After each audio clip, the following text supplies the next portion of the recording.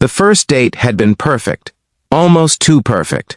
The soft glow of the restaurant lights reflected in the glass windows, the quiet hum of conversation filled the air, and for the first time in years, Daniel felt something he thought he had lost forever: hope. But just as he began to believe that maybe life was finally giving him a second chance, the woman sitting across from him took a slow breath, looked down at the table, and softly said something that made his heart stop. "You can leave. I'm a single mom." Those 7 words hung in the air like a sudden storm, threatening to ruin the beautiful evening they had just shared. Before we go further, if you believe in kindness, second chances, and stories that remind us that love can appear in the most unexpected moments, take a second to like this video, comment where you're watching from, share it with someone who needs a little hope today, and subscribe to the channel. Your support helps these stories reach more hearts around the world. Daniel hadn't expected this night to matter so much. When his friend first suggested he try a dating app, he almost laughed. Between raising his 6-year-old daughter Lily and working double shifts at a small auto repair shop, romance felt like something from another lifetime. His world was school lunches, bedtime stories, scraped knees, and quiet nights after Lily had fallen asleep. But loneliness has a strange way of creeping into a person's life.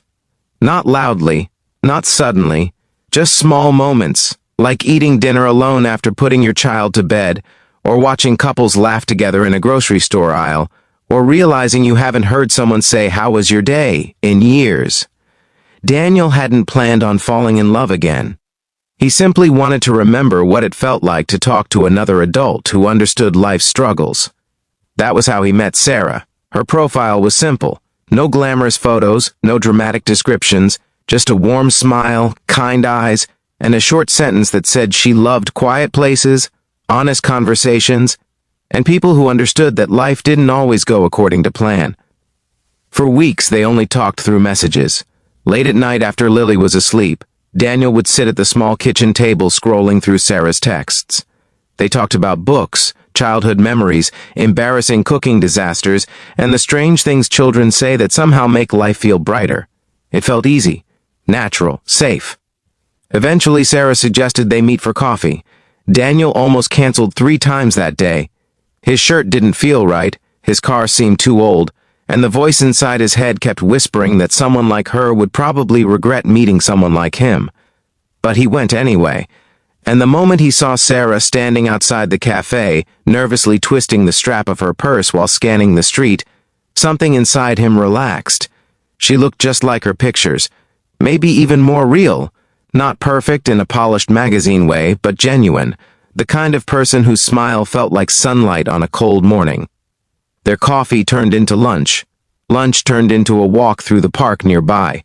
They talked about childhood, dreams, funny memories from school, and the weird habits people develop when they live alone too long. Hours passed without either of them noticing. For the first time in years, Daniel laughed so hard his stomach hurt.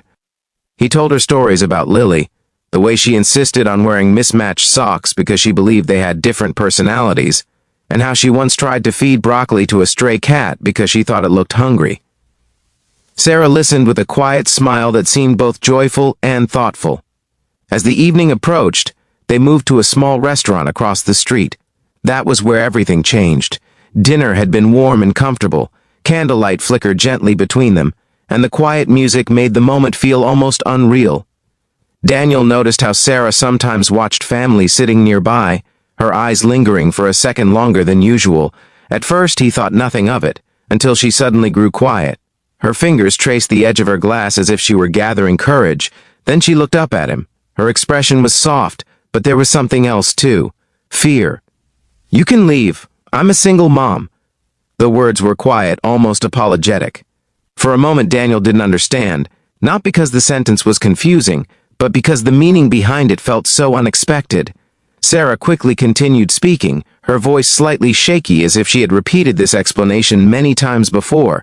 She explained that she had a 4-year-old son named Noah. She told him how most of her previous dates had ended exactly at that moment, when the man realized that loving her meant accepting a child who wasn't his. Some had been polite, others had simply stood up and left. One had even laughed. So now she always said it early, she explained, because it was easier to face rejection immediately than to pretend someone might stay. Daniel listened quietly. He noticed how she tried to smile while speaking, but her eyes betrayed the hurt she had clearly experienced many times before. The candle between them flickered as silence filled the table. Sarah gently pushed her chair back slightly, not in anger, not in disappointment, but in quiet resignation. She had already prepared herself for the end of the evening. What she didn't expect was Daniel smiling, not a sarcastic smile, not a confused one, but a warm, almost amused smile, because for the first time that night, he realized something beautiful about the situation. He slowly reached for his wallet and pulled out his phone. Sarah's heart sank. She had seen this before, the quick check of the time, the polite excuse, the awkward goodbye. But instead, Daniel unlocked his phone and turned the screen toward her. The photo showed a little girl with messy brown hair and a huge gap-toothed grin, holding a stuffed dinosaur almost as big as she was. Sarah blinked in surprise. Daniel leaned back in his chair, still smiling gently. He told her about Lily, his daughter who had entered his life during the darkest moment he had ever experienced. Years earlier, when his wife passed away unexpectedly after a sudden illness, Daniel had believed his world had ended. He had felt lost, terrified, and completely unprepared to raise a child alone. There were nights when Lily cried for her mother, and Daniel sat on the floor beside her bed feeling like he was failing at everything. But slowly, piece by piece, they had built a new life together. Not perfect, not easy, but filled with small moments of joy. When Daniel finished speaking, Sarah's eyes were filled with tears she hadn't expected. All evening she had been preparing herself for rejection. Instead, she had found someone who understood her life better than anyone she had ever dated. The tension in her shoulders slowly disappeared. For the first time that night, she laughed again. They stayed at the restaurant long after most of the other customers had left. The conversation shifted from cautious honesty to hopeful curiosity. They talked about their children, the strange challenges of single parenting, and the quiet fear both of them carried, that no one would ever truly accept the complicated lives they came with. By the time they finally stepped outside, the night air felt cool and peaceful. The city lights shimmered across the empty street. Daniel walked Sarah to her car, unsure of what the future might hold. But he knew something important had happened. Not love, not yet. Something quieter, something stronger, understanding. Over the next few weeks, their connection deepened. They didn't rush into anything dramatic. Instead, they built something steady. They shared stories about school mornings, bedtime chaos, and the little victories that only single parents understand, like successfully getting a child to eat vegetables without negotiation. Eventually, the day came when they introduced their children. Daniel had been nervous all morning. Lily held his hand tightly as they walked into the park where Sarah and Noah were waiting. For a moment, the four of them simply stood there, strangers connected by hope. Then Lily noticed Noah's toy truck.